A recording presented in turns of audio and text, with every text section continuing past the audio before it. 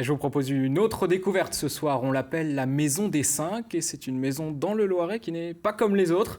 Les 5 colocataires souffrent de troubles cognitifs, incapables de vivre seuls. Ils y évoluent pourtant en autonomie sous l'œil bienveillant d'une équipe de professionnels. Marine Rondonnier, Sana Asnaoui, Samuel Foucault et Marianne Leroux.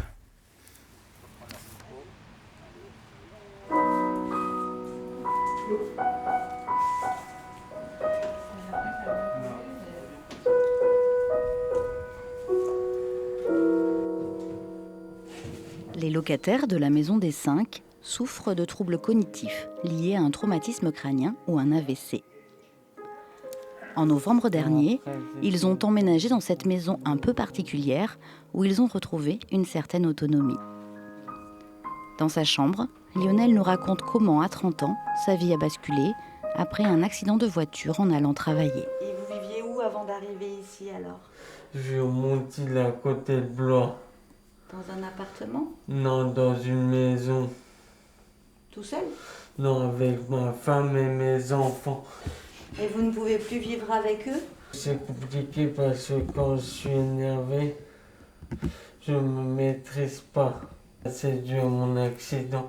J'arrive pas à me maîtriser.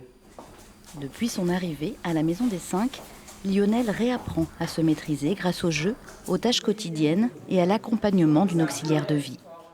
Donc, Lionel, vous allez me ranger les cartes, c'est bon ? On fera les cartes après ? Donc, je vais vous donner un couteau, vous faites très attention. À mes doigts. Voilà, à vos doigts. Et je vous donne une assiette et un petit plat pour mettre les tomates. Il faut toujours leur dire de faire attention. Il faut toujours leur dire de faire attention parce qu'ils peuvent se blesser sans...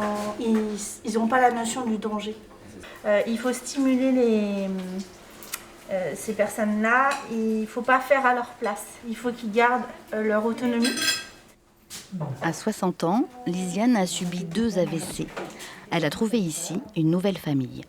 Je me retrouve avec des gens qui sont comme moi, quoi. Chacun son handicap. Moi, je ne sais plus lire, malheureusement.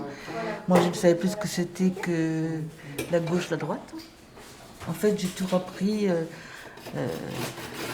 Une assiette, je ne savais plus ce que c'était non plus. Enfin, vous voyez, c'est tout reprendre. Vous savez, c'est douloureux, quoi. Xavier, lui, a eu un accident de voiture quand il était enfant. Ces troubles de lecture spécifiques aux traumatisés crâniens l'ont privé d'une vie professionnelle. Grâce à cette maison, il a quitté le cocon parental à 47 ans. Il y a beaucoup de moments où j'aime bien m'occuper seul. Ça, c'est pas trop dur la coloc quand on aime bien être seul ? Non, c'est pas trop dur parce que j'aime bien être seul, mais j'aime bien être aussi avec d'autres.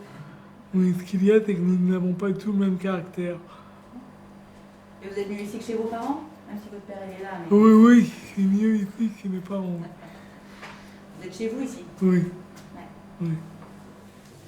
La Maison des 5 est gérée par l'Association des familles de traumatisés crâniens. Elle demande aux locataires 750 € par mois pour le loyer et la nourriture, plus 500 € pour le reste à vivre. Est-ce que vous vous rappelez de ce qu'il y a cet après-midi ? Oui, à kiné. À quelle heure ? À 15h30. Donc le taxi vient vous chercher à 14h30.